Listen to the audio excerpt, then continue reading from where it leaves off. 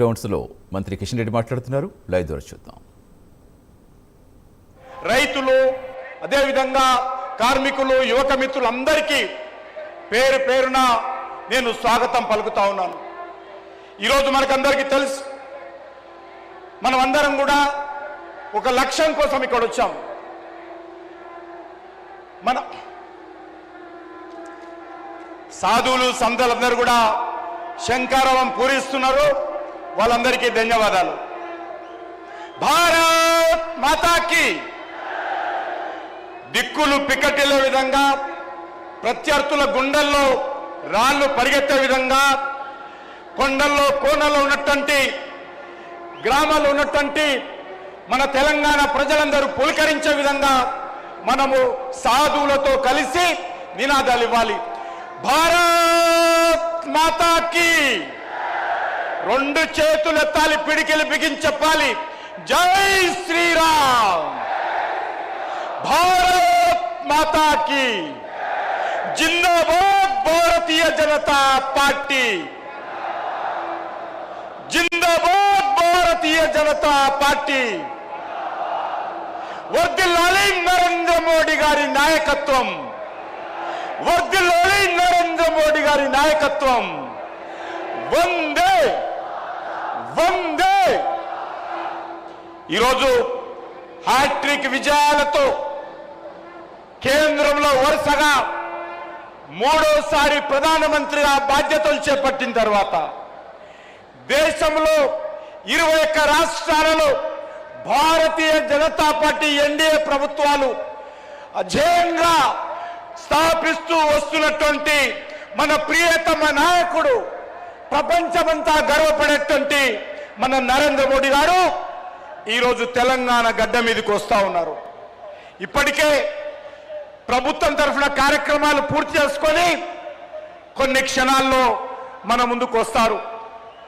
ఈరోజు తెలంగాణ ప్రజలందరూ కూడా ఏ గ్రామంలో చూసినా, ఏ పట్టణంలో చూసినా ఒకటే చర్చ జరుగుతూ ఉంది.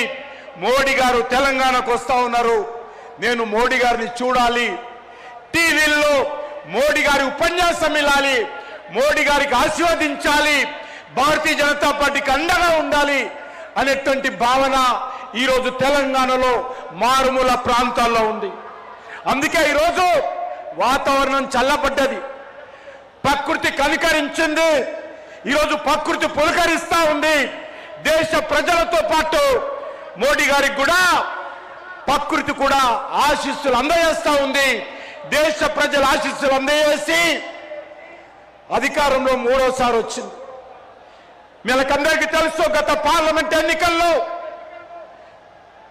భారతీయ జనతా పార్టీ కాంగ్రెస్ పార్టీతో సమానంగా 8 సీట్లు తెలంగాణ చరిత్రలో మొదటిసారి మోడీ గారి నాయకత్వంలో మోడీ గారి కోసం మనమందరం గెలిచాము. కార్యకర్తలందరూ కష్టపడి మోడీ గారి నాయకత్వంలో 2 ఎమ్మెల్సీ సీట్లు గెలుచుకున్నాం. ఈరోజు మనకు ఒకటే టార్గెట్ ఉండాలి. ఈ తెలంగాణలో తెలంగాణ అభివృద్ధి కోసం, తెలంగాణకు సంబంధించినటువంటి ఈరోజు బడుగు బలైన వర్గాల ప్రజలు, రైతులు, గ్రామీణ ప్రజలు మేలు జరగాలి. తెలంగాణ ఉద్యమంలో కోట్లాది మంది ప్రజలు మరి సకల జనుల సమ్మెతో పోరాటం చేశారు. 1200 మంది ఆత్మ బలిదానం చేసిన తర్వాత వచ్చిన తెలంగాణ ఎవరి పాలైందో ఈరోజు మనం ఆలోచన చేయాలి. ఒక కుటుంబం చేతిలో 10 సంవత్సరాలు నలిగిపోయింది నా తెలంగాణ. గత 2.5 సంవత్సరాలుగా సోనియా గాంధీ కుటుంబం చేతిలో తెలంగాణ అవినీతి పరుల పడ్డది. నా తెలంగాణను మనం రక్షించుకోవాలి. నా తెలంగాణ తల్లి ఈరోజు విలువలాడుతూ ఉంది. అందుకే తెలంగాణ కోసం పోరాటం చేసినటువంటి 4 కోట్ల తెలంగాణ ప్రజల ఆకాంక్షలకు అనుగుణంగా మనమందరం ముందుకెళ్ళాలి, పిడికిలి బిగించి ముందుకెళ్ళాలి. నేను ఈ సందర్భంగా మనవి చేస్తా ఉన్నాను. అనేక మంది అన్ని మాట్లాడవచ్చు, కానీ తెలంగాణలో ఈరోజు నరేంద్ర మోడీ గారి ప్రభుత్వం రావాలి. తెలంగాణ ఆగమైపోతుంది, తెలంగాణ అప్పుల పాలైపోతుంది, తెలంగాణ మద్యానికి కేంద్రమైపోయింది. తెలంగాణ అవినీతికి అక్రమార్కులకు అడ్డాగా మారింది. అది బీఆర్ఎస్ హయాంలో కానీ, అది కాంగ్రెస్ పార్టీ హయాంలో కానీ.